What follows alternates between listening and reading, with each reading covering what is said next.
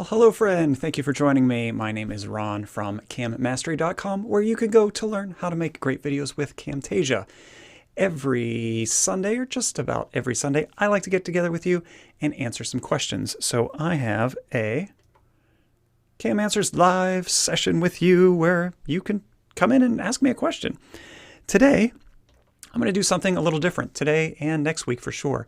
I'm going to do something a little different, and what I'm doing is I'm going to share with you some wisdom that I have gotten over the last 6 months. So as I go through and have these answers for you, I often have people come back and reply and ask further questions or just say, hey, thanks for the video or something like that. But I also have a good friend, Lon Naylor, who happens to share with me some insights. And so I grabbed like a quick screenshot and saw how Lon was able to help me throughout, like I said, the last 6 months that I've been doing this. So what I wanted to do in this week and next week is to share some of the things that Lon shared with me in the comments. Honestly, these are great things that deserve video time. And so I just want to take time and say, hey guys, if you didn't see the comments, these are great things. You probably want to implement them. So today I have for you 5 different things that I'm going to share with you that Lon shared with us in the comments. And they are solo tracks for the PC, color picker switching, saving PowerPoint pictures or any kind of object in PowerPoint, object fill, opacity, and coloring. All right, so let's get to that first one. So solo tracks on PC. When I was talking to or answering somebody's question about this, somebody had asked, is there a way to just let me see a single track? And I said at the time, no, there's no way to do this. And Lon was like, actually, yep, Camtasia did an update, or TechSmith, I should say, did an update to Camtasia. There is a way to do this. So let's head over to Camtasia and take a look at what that is like. So here is my thumbnail. So you can see I do my thumbnails for YouTube here in Camtasia. And let's say I just wanted to see my picture. All right, so I can see here at the bottom, this is I just called it smile. And the way to do this, let me zoom in here so we can see in the lower left, there is in the upper right part of, in the lower left, yeah, so it's the upper right part of this track information. There's this eye icon, so it's supposed to look like a little eyeball, right? So hopefully you can see that. And if I put my mouse over it and let it rest, it gives me a tooltip, and it says I can use Alt and click in order to solo out this track. So let me show you this. So right now you see all the tracks, all the different layers here. And if I just want this one, what I'm going to do is hold down the Alt key and click it. And now let me zoom back so you can see the whole thing. And now I just see me. And all of the other tracks are disabled. And if we look here on the lower left, we can see that, yes, in fact, those other 3 tracks are disabled. Now, if I want to get that back, I can just do the same thing again. I can Alt and then click this one more time. There we go. And now, if we look, everything comes back. And if we wanted to, we could do this with any of the tracks. So I can go over to this background. If you want to see what this background is, you're like, I'm not sure there's what's happening here. Well, I'll show you. I have this purple that fades into this teal, or well, I guess it's not teal. It's more of a blue, more of a cyan maybe. I don't know. But we have this color fading, and that's what I use for this part of the text. So if you looked at the text, you see that it changes colors as it goes. How does it do that? Well, I use a track matte to do that, and I'm just showing the colors behind. And also with this ability to solo tracks, you can get multiple tracks. So even though it's not technically solo, I guess it's duo if you do 2. But let's say I want my picture, so I'll do the picture, and I want to see those colors as well, just that color bar. Okay, so there are the only 2. Everything else is going to be disabled. So I just held down the Alt key whenever I clicked these, and then I can enable or disable those. Similarly, if I just want one piece of text, I can say, well, just show me that part there that's cutting out the colors in the background. I can do that, turn that off, or have that, and have my picture as well. And for some reason, that didn't work. Interesting. Why didn't that work? Oh, because it's a track matte. Okay. Because it's, all right, so I could do this and this. There we go. So then I can show those 2 parts. Okay, you get the idea. Alt, hold down the Alt key while you click on the PC, and that will do that for you. I believe the same is true inside Mac. I know Mac was able to do it. Maybe you right click on the eye icon. To be honest, I haven't tried it. And of course, Alt on the Mac is the Option key. So that is item number 1 that I wanted to share with you. Lesson number 2, color picking. So I'm going to go back to Camtasia and show you. And the first thing I'm going to do is make this a little bit smaller. And I'm going to make it smaller just because, for whatever reason, when I use the color picker, it ends up just bouncing off my screen, just going off into my other monitor. And then you can't see it. So I'm going to make this a little bigger, not too big. And let's add something. So we'll go over here to the right. And I'm going to grab an annotation. And I don't care what annotation, I'll grab this guy right here. And we want to color that a certain way. So I'm going to go to the tab here for the annotation. And instead of a white color, I want something else. So I'm going to grab, let's see, I will go to, I'm off of my screen. I know you don't see what I'm doing, but I'm going to grab, we'll grab Lon's channel here. So I'm going to put Lon's channel back here and just go back to my PowerPoint. As soon as I find it, there we go.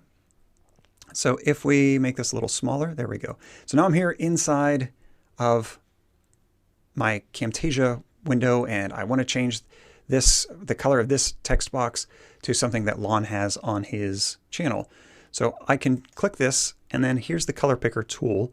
So I can select a color from an image. Now, normally, you know, what I did before was I just grabbed some of these colors down here, and notice as I hover over these items, I can see what that color is. Okay, so I'm going to Alt-Tab and go to Lon's channel. And here I can say, I want this green color. All right, and now I clicked it, and now when I go back, now I have that color as the background for my annotation. So again, his trick here is using Alt-Tab. So when I Alt-Tab, it will let me switch from one item to the next. So I can go here, and then I'll go back to back to Camtasia. So just again, Alt-Tabbing, Alt-Tab, Alt-Tab, just back and forth between a couple of different things. I have a couple of programs open, so it's actually, when I use the Alt-Tab, it's taking me back to my streaming software. That's okay, because I'm clicking on that too occasionally. But Alt-Tab is that way that we can say, oh, I want something else. Let me choose a different color. Maybe I want the YouTube red. And so like I said, when you hover over, you can see it's going to give us a color code. In this case, the YouTube red happens to be FC1312. When I click that and go back to Camtasia and choose the dropdown, there it is, FC1312. All right, so that is item number 2. That is how we can use the color picker to grab something from a different window outside of Camtasia if we just Alt-Tab. My next lesson from Lon in the last 6 months was about saving PowerPoint items. He said if you want to use a PowerPoint item in Camtasia, you can right-click the item and then choose Save as Picture and make sure that it's a PNG. So in this case, this was just last week. Somebody had asked about, let me go ahead and start opening PowerPoint while I'm talking about this. Somebody had asked about using a curve, and they said, you know, can I get a curved arrow specifically? And so I said you could, let me just go here to blank. I said, well, we could go into into PowerPoint. We could insert a shape. We could find a curved arrow like this one and drag it and draw it in here.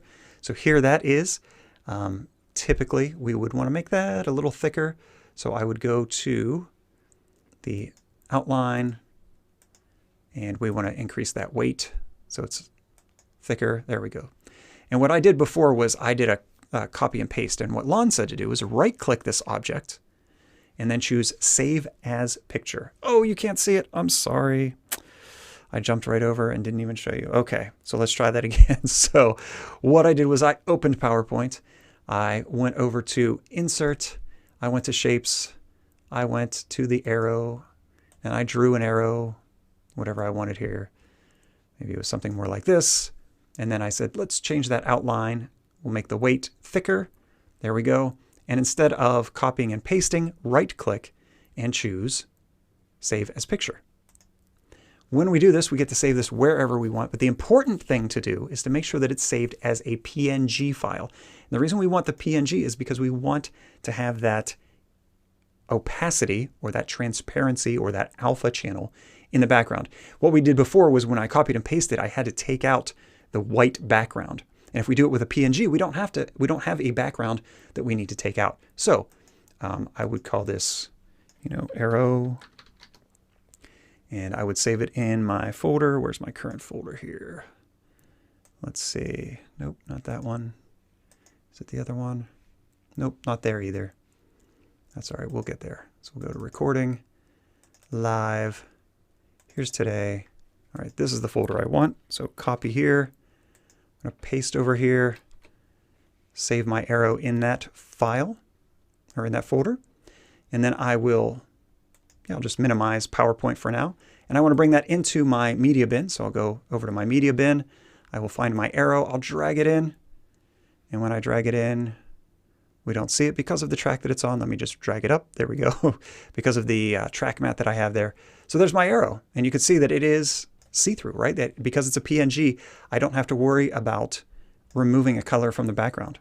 All right, so there was a great tip from Lon. Just right-click, save your image as, or save the picture as, and then make sure it's PNG, and you have it nice, transparent, and you don't have to remove any kind of background. So that will save us a lot of steps by not having to remove the background on our PowerPoint elements. It's, there are a lot of things that we would like to be able to do in Camtasia that we can't, but PowerPoint can, and that is a fantastic way to just grab and drag that thing over into your other program. So right-click and save as a picture, save it as a PNG, and use those PowerPoint elements inside Camtasia. The next lesson from Lon was having an empty annotation.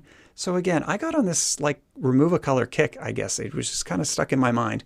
And so we were talking about using the outline of an object. Specifically, there was an oval, and I just wanted the outline of the oval. And so I had to remove that fill color. I removed a color, which does work, but we can do it a lot faster inside Camtasia. Let's take a look at Camtasia. So here I will add another element. I will go back to my annotations. I will grab an oval this time, drag it over. I'll make it larger, and I will change this border so that it is something we can see. So there it is, nice and yellow. And what I wanted to do was remove that fill color. And so I went in my mind, I'm like over here in fill. I'm like, well, I don't want solid, I don't want gradient. I just want it to be invisible. And for whatever reason, I didn't see the line that was directly below. I mean, it's like less than a centimeter away from where I just clicked. There's opacity, just drag it down to the bottom. All right, and whatever reason, my brain did not make that connection. So thankfully, Lon was like, hey man, if you don't want that fill, just drop the opacity to nothing. And now we have it completely transparent as well. And so part of what we were talking about in that lesson was getting a curve. So instead of an entire oval, if I hold down the Alt key on this item, let me try again, there we go, I can crop out the part of the curve that I don't need. So here's a curve that I could use, and then I can, change this curve to how, whatever I need it to be. So if I need a little bit more over here, I could do that. But much easier to just grab that opacity, drag it down to nothing, and then I have the outline, whatever I want. I can make it any color I desire. Okay, so if you don't want that fill color, drag that opacity down. I know better. I just forget sometimes. So thank you, Lon, for reminding me. That was a nice reminder. My next lesson from Lon, and I think this is the last one for today, is about coloring. So if you grabbed an item from, let's say, PowerPoint, and you wanted to grab it and drag it into Camtasia, but you wanted to change it, Lon likes to create some things and make them a grayscale so he can make them any color inside Camtasia. This is a way to do that. So if you're using a version of Camtasia before 2020, there is one way to do it that works just fine. And if you have 2020 or newer, there's another way you can do it. I have some instructions here on the screen, but let me show you those ways. So let's jump over to, I'll actually go to PowerPoint and show you in PowerPoint. So let's say we have this arrow that we want to use. And I picked a specific color. I can full screen this. What Lon suggests is to pick a gray color, and there's a very specific gray that he uses. So I'm going to choose this gray, and then I'm going to go into more outline colors. And I just want to show you this specific gray happens to be 50% gray. So it's 127, 127, 127, or 7F, 7F, 7F. depending on how you're looking at this, if you're looking at the RGB or if you're looking at the hex value. This is like the magic color because this can be colored to anything because it's exactly equal levels of white and black.